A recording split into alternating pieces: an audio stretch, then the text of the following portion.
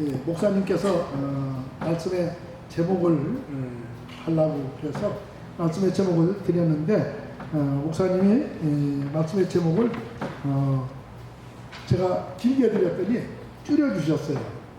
그런데 제가 드린 말씀 중에서 믿음의 유산을 물려주자고 했는데 저는 그 앞에 거짓 없는 믿음의 유산을 물려주자 이렇게 제가 제목을 드렸습니다.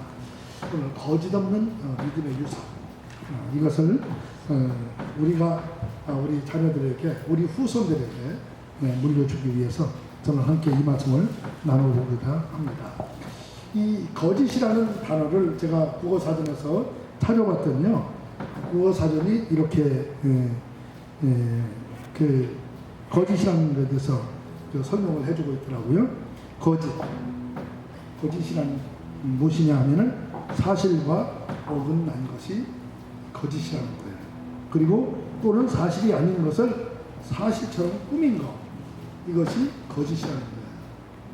그리고 진실이란 오늘 진실이라는 것이 무엇인가 하고 또 찾아봤더니 진실이라는 것은 거짓이 없는 사실, 사실인 사실이지만은 그것을 부풀려서 말하는 게 아니고 아주 사실이 없는 거짓이 없는 사실을 그것을 얘기하고 있고요. 마음에 거짓이 없이 순수하고 바른 것 이렇게 말씀하고 있습니다.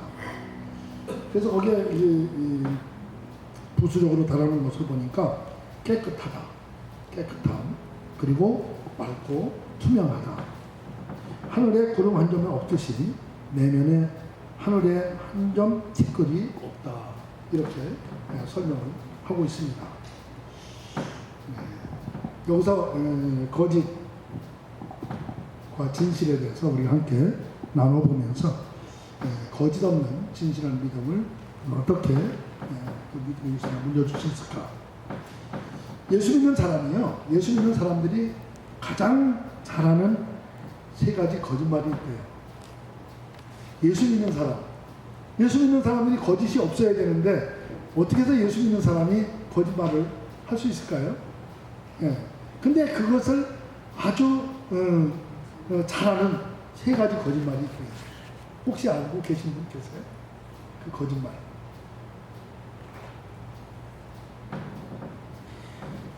첫째는요, 하나님 말씀대로 살겠다고 하면서 성경 말씀을 읽지 않는다는 거예요. 여러분 혹시 오늘 성경 교회 와서 읽고 일주일 내내 성경 한 번도 안 읽어보는 사람 계세요? 이게 첫째 가장 잘하는 거짓말이라는 거예요. 두 번째 거짓말은요, 예수님을 믿는다고 하면서 기도하지 않는다는 거예요.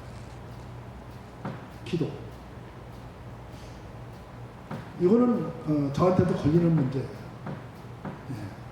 저도 어떤 때는요, 기도 안 할 때도 있어요.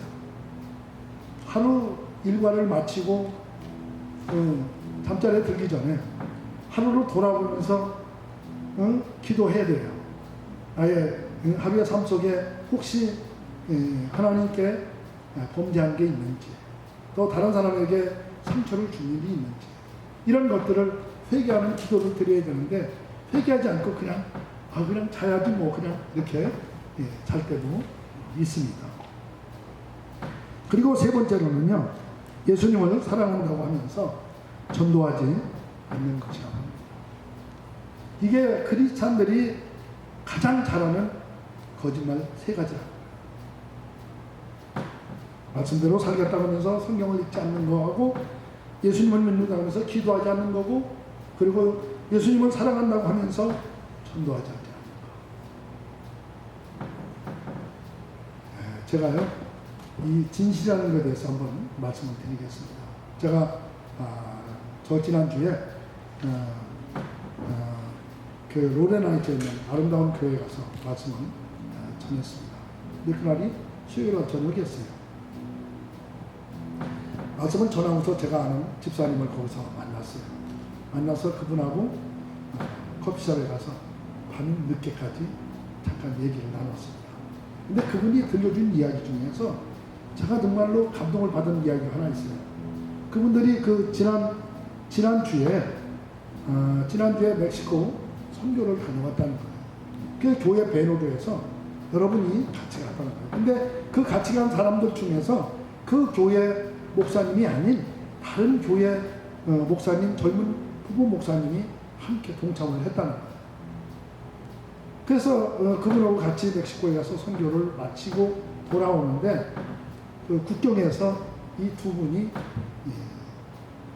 그 신분이 제대로 돼 있지 않아 가지고 거기서 붙들렸다는 거예요.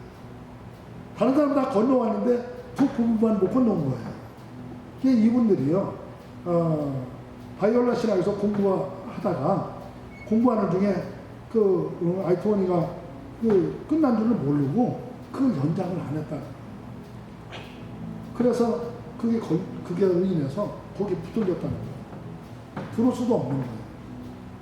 그래서 뭐 건너와가지고 뭐 교회에 알만한 사람한테 다 그랬더니 그거 큰일 났네요. 다들 걱정을 했다는 거예요. 근데 그 중에 권사님 한 분이 우리 이렇게 걱정하고 그럴 게 아니라 우리가 기도하자. 우리가 믿는 하나님 앞에 우리가 기도하자. 하나님이 우리의 기도를 들어줄 걸 믿고 우리가 진심으로 한번 기도 한번 해보자. 그래서 기도했대요. 기도하는데 그 권사님이 기도를 인도했다는 거예요. 우리가 기도할 적에 이렇게 기도하자고. 그래서 권사님이 말씀하시는데, 하나님, 우리를 따라서 오늘 이 멕시코에 선교하러 온 그 하나님이 부르신 하나님의 종, 이 종은 아주 젊은 종입니다. 이 젊은 종이 세상 물정을 모르는 아주 젊은 종입니다. 아무것도 모르고 따라왔다가 오늘 이렇게 됐으니 하나님 저를 건져 주십시오. 이렇게 기도하자고 했다는 거예요. 그래서 여러 사람이 손 붙잡고 진실로 세상 물정을 모르는 젊은 목사를 위해서 기도했다는 거예요. 근데 그 기도를 하나님이 들으셨을까요? 안 들으셨을까요? 예, 들으셨다는 거예요. 이거는 기적이라는 거예요. 교회에 돌아와서 이 이야기를 전부 다 다른 사람에게 했는데 그 분들이 3시간 후에 보내줘가지고 국경을 통과했다는 거예요. 하나님은 그분이 하는 이야기는요, 목사님, 이렇게 진실한 기도는 하나님이 들어주시대요. 이런 이야기였어요. 여러분, 기도하실 때 어떻게 기도하세요? 우리는 기도할 적에 중언부언하고 기도를 많이 하면은 기도고 그 기도 잘하는 줄 알죠. 그런 기도가 아니라 진심으로 기도하는 거예요. 진심으로. 우리는 그런 진심으로 드리는 기도가 별로 사실 없다는 거죠. 여러분들 조금 전에 예배 드리시면서 사도신경 하셨죠? 사도신경을 여러분 고백할 적에 어떤 마음으로 사도신경을 고백하세요? 한 절 한 절을 그 장면을 기억하면서 그 상상하면서 우리가 사도신경을 한번 고백 한번 해보세요.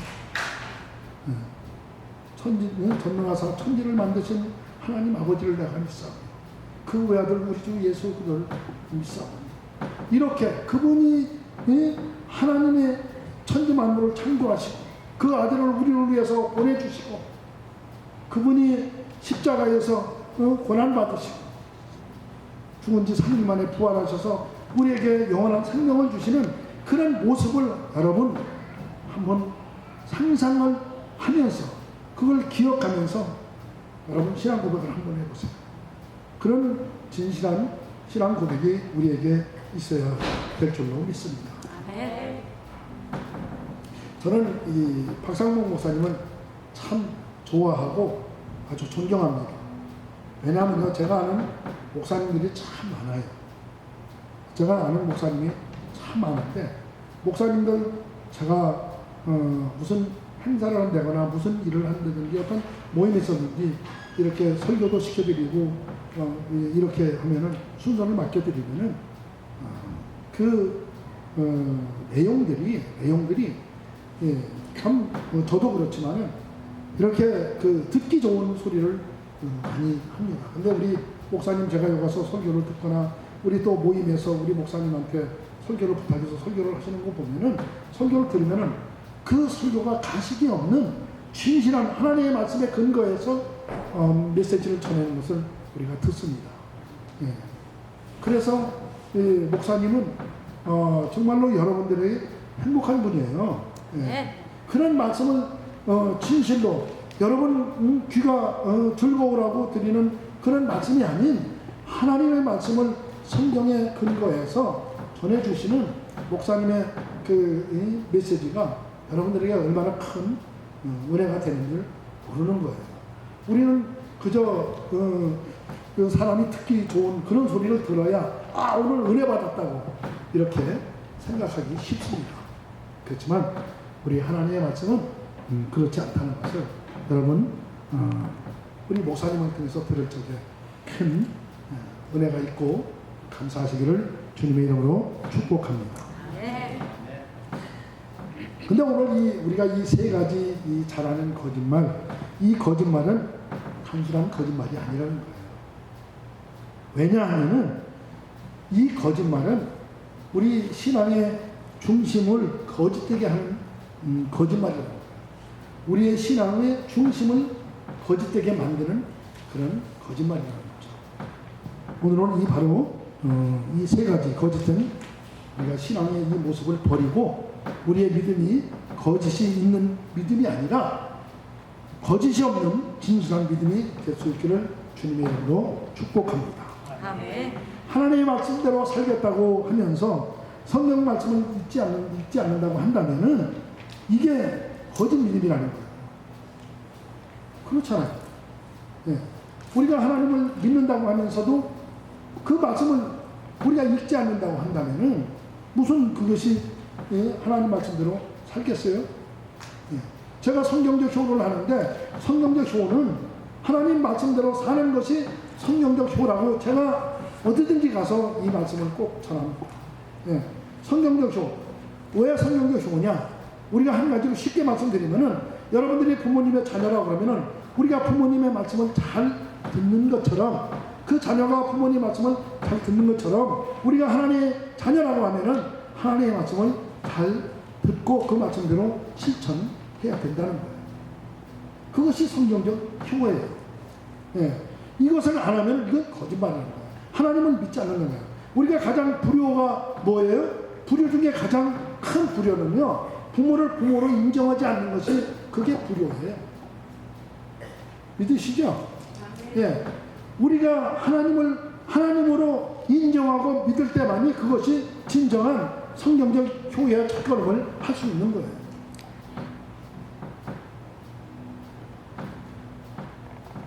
그래서 성경 말씀을 읽으면서 하나님 말씀대로 살려고 최선을 다할 적이 그것이 진실한 믿음이고, 성경 말씀을 읽지 않으면서 하나님 말씀대로 살겠다고 하는 것은 앞뒤가 맞지 않는 것입니다. 그리고 예수님을 믿는다고 하면서 기도하지 않는다면 그것은 거짓 믿음입니다. 우리가 나의 육신의 부모에게도 무엇을 달라고 그럴 적에 부모한테 달라고 여러분 요구하지 않아요? 그 부모님한테 왜 달라고 합니까? 내가 부모님의 자녀이기 때문에 내 부모는 나한테 다 해줄 거라고 믿기 때문에 부모한테 달라고 하는 거 아니겠어요? 그렇게 그러고 부모이기 때문에 내가 대화하는 거예요. 내가 주고받고 하는 대화가 있어야 되는데 부모하고 대화를 하지 않는다고 그러면은 부모의 자식과의 관계가 끊어져 있는 거 아닙니까? 우리가 기도하지 않는다고 하는 것은 하나님과의 관계를 우리가 스스로 끊는 거예요. 그래서 하나님을 믿는 신앙은 하나님을 향한 말과 행동에서 나타나는 것입니다. 내가 그냥 예수님을 믿는다 이렇게 말한다고 하면서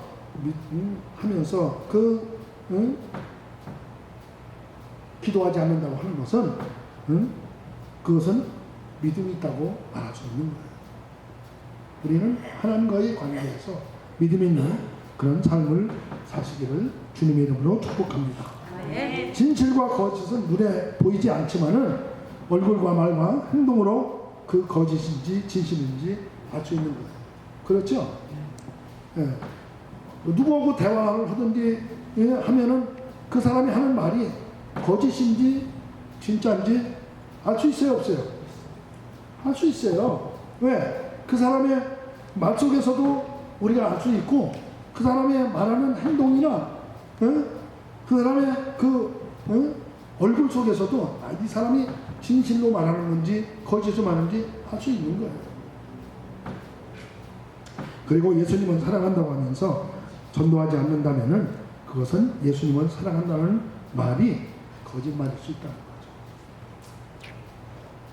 내가 받은 사랑, 오늘 우리 집사님이 기도하실 적에 네 전도동리에서 기도하셨어요. 그 전도 전교에 뭘 전합니까? 예수님의 사랑, 십자가 사랑을, 복음을 전합니다. 복음은 사랑이에요. 그런데 우리가 그 사랑을 받았다 그러면은 받은 사람만이 그 사랑을 알고 그 사랑을 나눠줄 수 있는 거예요. 네. 우리가 그 사랑 받지 못한 사람은요, 못한 사람은 그 사랑 나눠줄 수 없는 거예요. 그 나눠준다고 하더라도, 그 사랑을 한다고 하더라도 그 사랑은 그저 자기 만족을 위해서 하는 사랑일 수 있어요. 그렇지만 내가 받은 그 사랑, 그 진실한 사랑은 그런 사랑이 아니에요. 예수님이 여러분들을 사랑할 적에 어떻게 사랑하셨어요? 여러분들을 사랑하시기 때문에 당신의 몸을 십자가에 가서 못 받고 피를 흘려서 우리의 죄를, 죄값을 다 청산해 주신 분이 예수님 아닙니까? 그래서 우리가 구원을 받았고 우리가 그 사랑을 받았다고 하면은 우리가 그 사랑을 전해야 됩니다. 왜 전도하지 않아요? 전도하는 것은 바로 예수님의 사랑을 다른 사람에게 전해주시는 거예요. 그 사랑을 나눠주는 거예요. 예수님이 이 땅에 오신 목적이 나 하나만 사랑해서 오셨나요? 아니잖아요. 예수님은 온 인류를 구원하시기 위해서 그 사랑을 오셔서 실천하십니다. 예수님을 사랑한다고 한다면 나를 사랑하시는 예수님의 마음으로 예수님의 사랑을 다른 사람에게 나누어 주어야 될 줄 믿습니다. 그것이 전도예요. 그래서 예수님의 십자가의 복음을 전해야만 합니다. 오늘 읽은 우리가 본문에서 바울은 영적인 아들 디모데에게서 거짓이 없는 믿음을 보았다는 것입니다. 그런데 그 거짓 없는 믿음을 외할머니 로이스와 어머니 유닉의 속에서도 있었는데 그 믿음이 디모데에게 있었다. 그래서 4절에 뭐라고 얘기합니까? 내 눈물을 생각하여 너 보기를 원하면 내 기쁨이 가득하게 하려 함이니라. 이 사도 바울이 디모데를 보고서 기뻐하는 게 있어요. 그 기쁨은 뭐냐? 외할머니 로이스와 어머니 유니기 속에 있는 거짓 없는 진실한 믿음이 디모데에게 있는 것을 봤다는 거예요. 그걸 보기 때문에 그 믿음의 아들 디모데를 보기만 하면 그 안에 기쁨이 있는 거예요. 생각만 해도 기쁨이 생긴다고 이 3절에서도 그렇게 얘기하고 있습니다.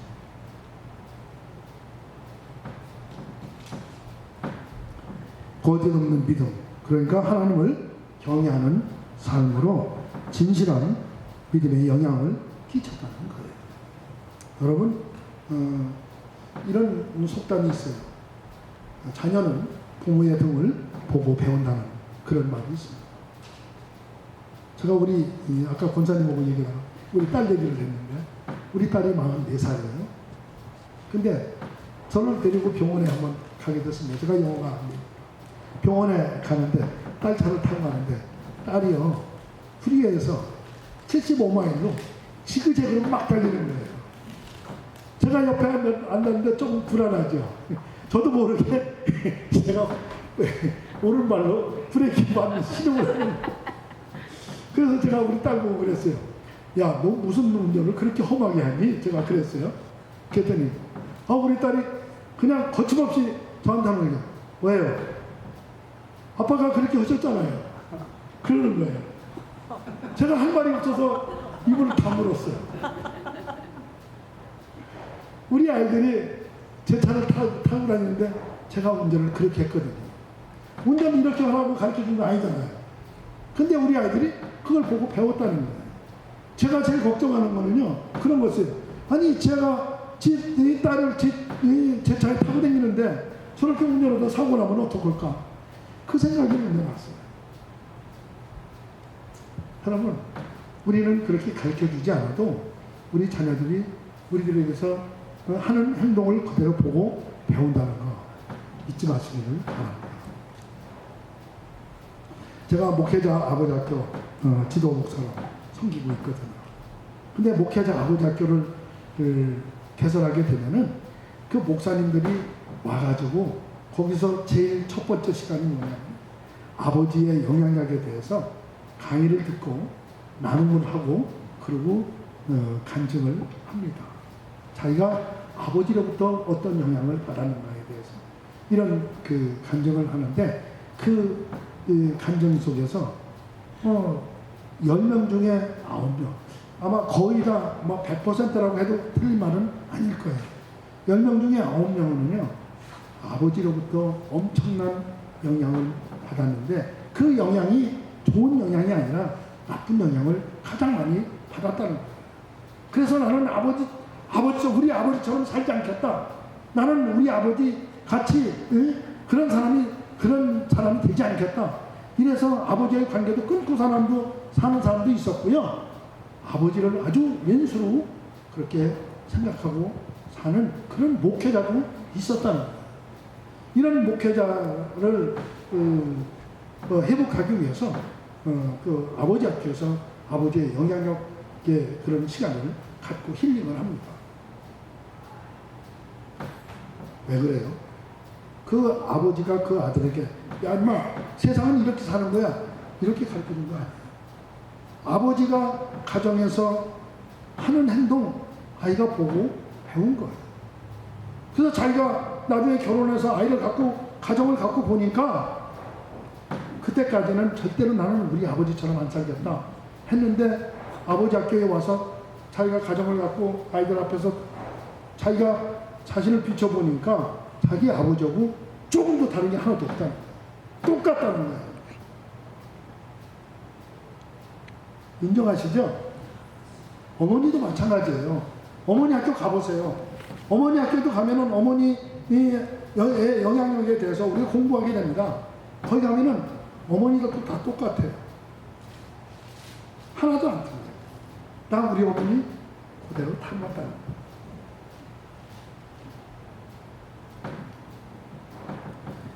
우리는 지금 정체성 혼란의 시대를 살고 있습니다. 사실 내가 누구인지조차 모를 정도의 혼란의 환경이 조성되고 있는 그런 환경에서 우리가 살고 있습니다. 이런 시대를 살고 있는 나는 거짓이 없는 진실한 믿음을 갖고 살고 있는지 생각해 봐야만 합니다. 정체성. 오늘 사도 바울은 1절에서 그렇게 말씀하고 있잖아요. 하나님의 뜻으로 말미암아 그리스도 예수 안에 있는 생명의 약속대로 그리스도 예수의 사도된 베드로는 디모데를 축복하는데 축복하는 자기가 누구인가에 대해서 얘기하고 있는 거예요. 나는 누구인가? 여러분들 자녀의 어머니고 아버지라고 하는 그 사실, 그거를 인정하는 내가 누구인가를 확실하는 그런 자신이 되어야 된다는 것을 잊지 마시기를 바랍니다. 내가 누구인가가 확실한 사람만이 바르게 살 수 있는 거예요. 내가 누구인가만이 확실한 사람만이 바르게 살 수 있는 거예요. 내가 누구인가 정체성이 잘 모르는 사람은 범죄하고 자기의 인생을 올바른 가치관으로 살지 못한다는 거 여러분 아시기를 주님의 이름으로 축복합니다. 성경 사사기 2장 10절에도 보면은요, 그 세대의 사람도 다 조상들에게로 돌아갔고 그 후에 일어난 세대는 여호와를 알지 못하며 여호와께서 이스라엘을 위하여 행하신 일도 알지 못하였더라. 이렇게 말씀하고 있습니다. 가나안 땅에 들어간 1세대의 사람들은 여호와께서 하신 일들을 다 경험했던 사람들이에요. 광야 40년을 통해서 하나님께서 어떻게 행하신지를 다 경험하면서 하나님께서 구름 기둥과 불 기둥으로 인도하시고 또 메추라기와 또 만나로 먹여주시면서 신발이 닳지 않고 옷이 제해지지 않는 하나님의 은혜를 경험하면서 40년 광야 생활을 했던 사람들이 가나안 땅에 들어갔어요. 가나안 땅이라는 건 풍족한 생활을 하게 됐죠. 거기 가면은 이제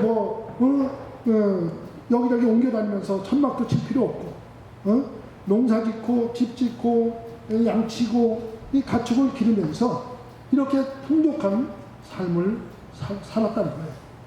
1세대는 그렇게 살았어요. 그 다음 세대는 그보다 더 못되게 살았어요.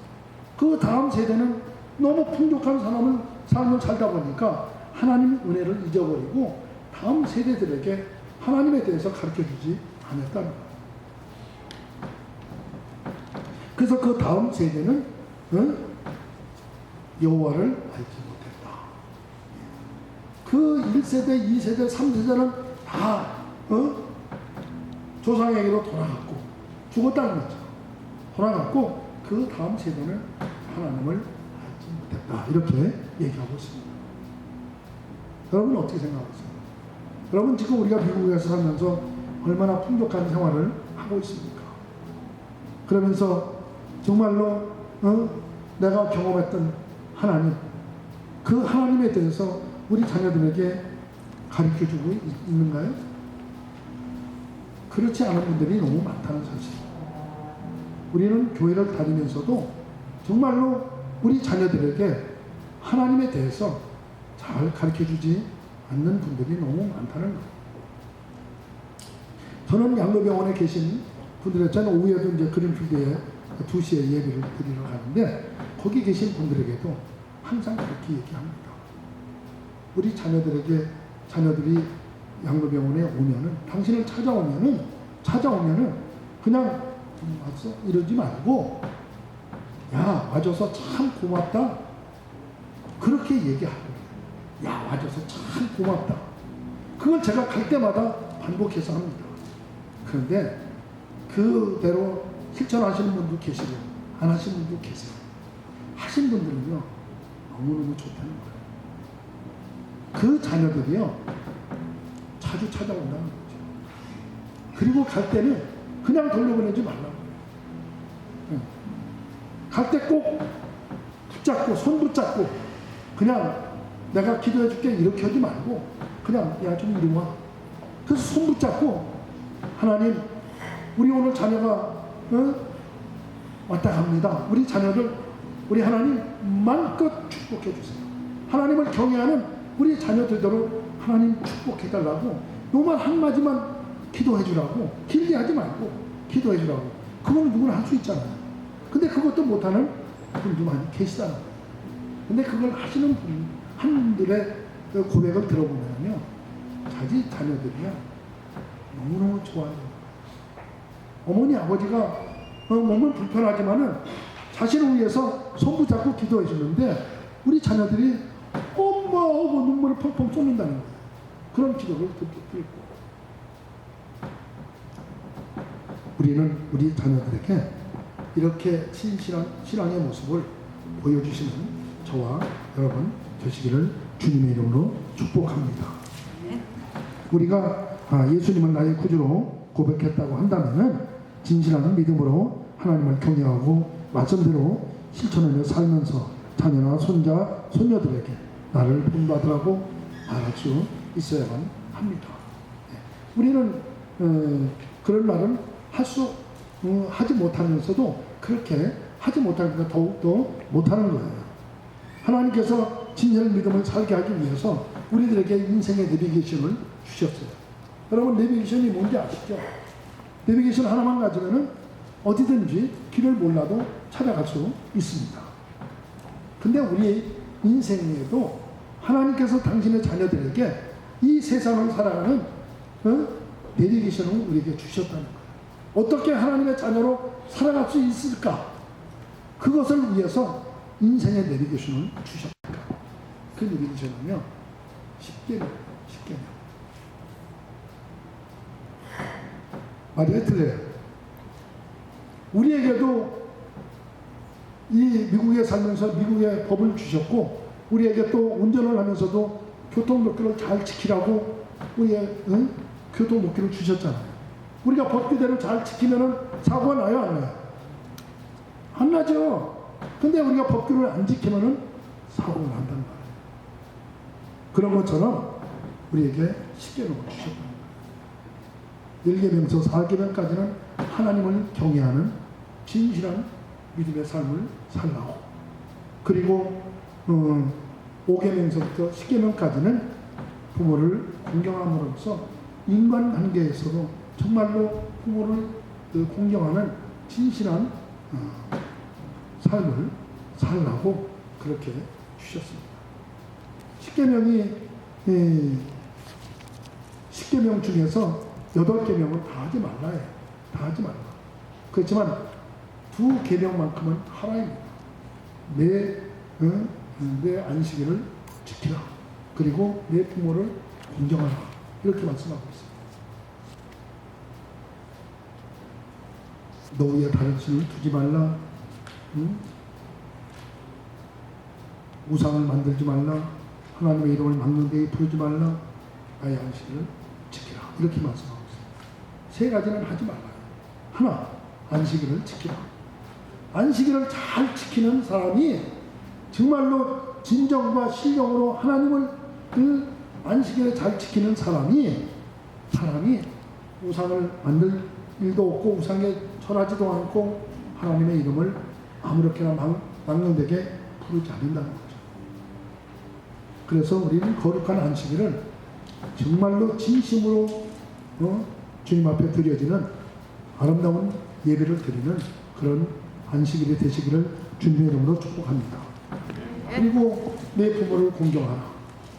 부모를 잘 공경하는 사람이 살인할 일도 없고 도둑질할 일도 없고 가난한 일도 없고 아무 데서 거짓 증거하지도 않을 거고 아니 것을 탐하지도 않게 되는 거죠.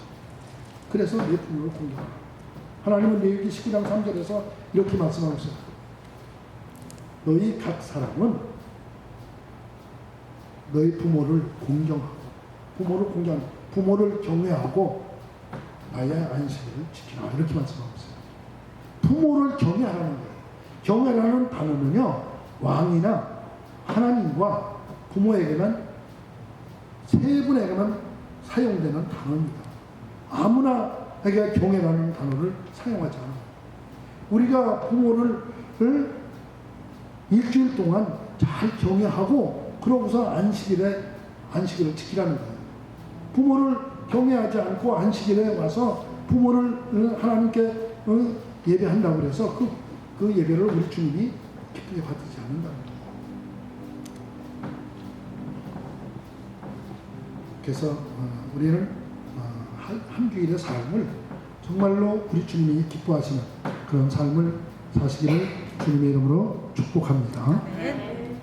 그리고 진실과 성실로 하나님을 경외하며 말씀대로 삶을 살면서 주님과 부모님을 공경하는 우리가 될 때에 우리의 가정이 믿음의 가정이고 믿음의 가문으로 천대까지 하나님께서 축복해주는 영문의 가정과 교회가 될 줄로 믿습니다. 그래서 우리의 삶에서는요, 삶의 실천이 있어야 돼요. 거짓된 그리스도의 삶이 아니라 진실된 믿음의 그리스도인이 되어야 된다는 것을 우리는 오늘 이것을 다짐하고 다짐해야만 되는 거예요.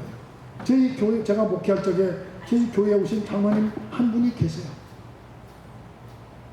그분이 저희 교회에 오실 적에 제가 교회 간판 여기 배너를 이렇게 붙였어요. 벽에다가 효자 예수님의 삶을 배우고 실천하는 교회라고 이렇게 거기다 이렇게 배너를 달아놨는데, 그분이 효자라고 하는 단어를 곡을 보고 저희 교회를 오셨어요.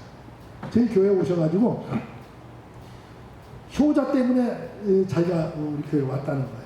그래서 그러면서 당신이 왜 효자 때문에 단어를 보고 왔는지를 이야기하는데, 당신이 아들이 하나 있는데 그 아들이 한국에도 있고 여기도 있고, 이 둘째 아들이 여기 있는데 둘째 아들 그놈이 아주 불효자라는 거예요. 여러분, 당신의 아들 보고 불효자라고 막 욕하고 다니시는 분 아마 처음 보셨겠죠? 이분은 그냥 당신이 아는 사람을 만나면 한국 사람만 되면 누구든지 붙잡고 당신의 아들은 불효자라는 거예요. 막 불효자라고 막 비판하고 다녔어요. 욕하고. 근데 부인 되시는 권사님도 그걸 듣고 가만히 계시더라고요. 장로님 보고 그랬어요. 장로님 어느 교회 다니시냐고. 그 옆에 거기도 무슨 교회인데 그 교회 다닌다고. 거기 가시라고. 다른 교회 다니시는 분은 저희 교회는 환영하지 않습니다 하고 했는데, 아니래. 나는 효자가 어떤 의미인지 그거를 보기 위해서 와야 된다고. 그래서 한 수씩 여기 저희 교회에서 받아줬어요. 제가 지난 얘기는 다 그만두고요. 그분이 한국에서 아들이 초청해서 왔을 때 한국에서 있는 재산을 다 팔아가지고 아들한테 줬다는 거죠. 그리고 당신은 영어를 잘해. 한국에서 8군에서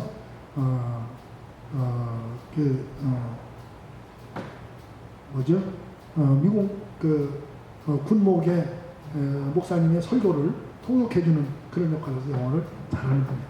그래서 아들 가게를 도와주다가 흑인 동네에서 그 흑인들 고객들하고 그냥 자꾸 부딪히는 거예요. 왜냐하면 한국 정서를 가지고 있으니까, 한국 문화를 가지고 있으니까 여기 아이들하고 그게 잘 안 되는 거야. 그래서 자꾸 싸워가지고 이분이 혈압이 올라가지고 스트로크로 쓰러졌어요. 그래서 병원에 갔었어요. 그때까지는 아들네 집에 살았는데 스트로크로 쓰러지고 병원에 가고 난 뒤로부터는 아들네 집에서 나와야 되는 거예요. 왜? 아들네 집에서 아들이 케어를 못 해주잖아. 그래서 아파트를 하나 얻어드리고 모셨는데, 그들부터는 아들하고 관계가 멀어진 거죠.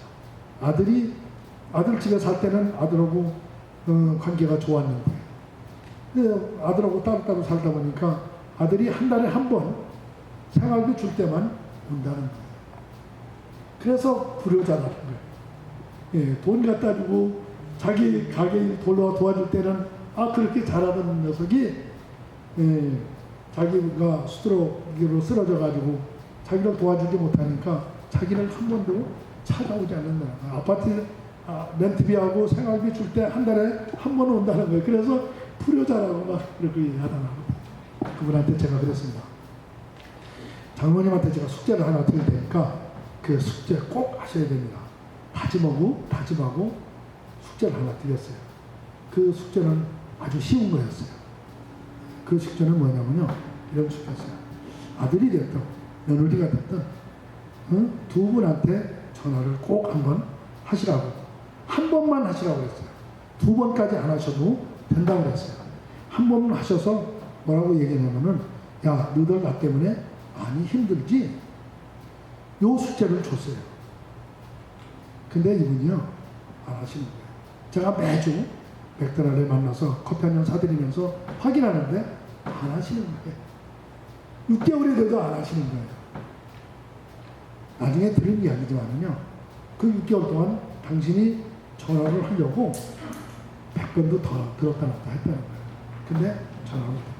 근데 제가 하도 독촉을 안 그러니까 하수씨 또 큰맘 먹고 전화를 했는데 마침 며느리가 전화를 받았다는 것입니다.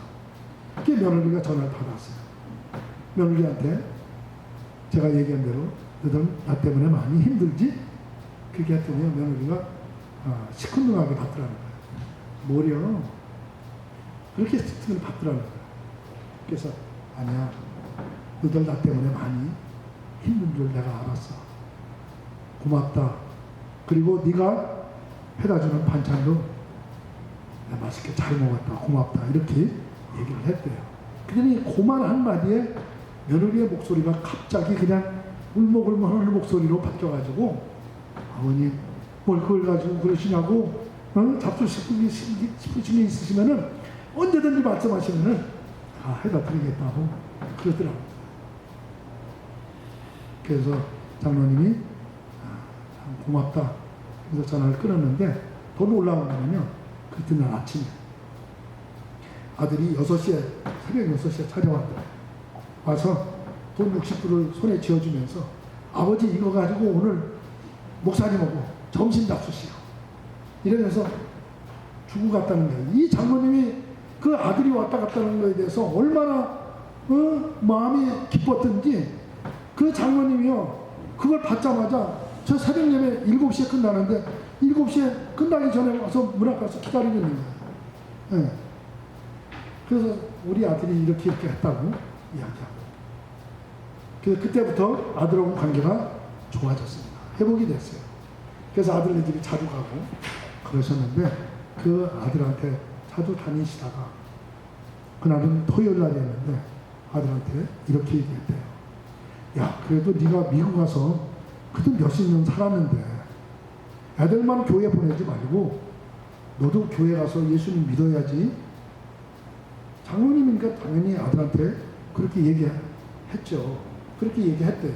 그랬더니 그 아들이요 이렇게 얘기하더래요. 장로가 장로다워야 교회를 가지요. 그랬다. 아무런 충격이 없으세요? 장로가 장로다워야 교회를 가지요 하는 그 아들의 말에 이분이 충격을 받아서 쓰러질 뻔했대요. 네.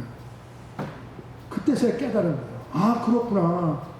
내가 여태까지 장로가 되도록 신앙생활을 했으면서도 내가 이렇게 잘못했구나 하는 것을 그때 깨달았던 거예요. 아무 말도 안 하고요. 아무 말도 안 하고 아들 보고 야, 나 집에 데려다 줘라. 그래서 손자가 집에 데려다 줘가지고 그날부터 하나님께 회개하고 어떻게 하면 아들한테 아들이 예수 믿고 정말로 우리 가정이 나를 통해서 믿음의 가정이 되기를 원했는데 나 하나 때문에 이 가정이 믿음의 가정이 아닌 믿지 않는 불신의 가정으로 그렇게 변화되는 모습 하나님 앞에 회개하면서 그렇게 하나님께 기도했다는 것입니다. 그 아들은요 지금도 예수 안 믿어요. 그 아버지한테 하기는 잘해요. 근데 예수는 안 믿어요. 예수 믿는 사람들이 다 거짓말쟁이라는 거예요. 다 사기꾼이라는 거예요. 그래서 안 믿는다. 아버지까지 그런다는 거예요. 여러분, 우리는 우리 자녀들 앞에서요.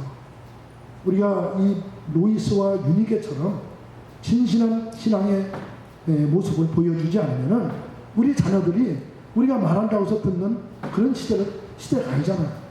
우리가 삶으로 보여주지 않으면 우리 진실한 믿음을 우리 자녀들에게 보여주지 않으면 우리 다음 세대들에게 정말로 우리 가정이 믿음의 가정인지 믿음의 가문으로 세워질지는 우리가 의문이 되는 거예요.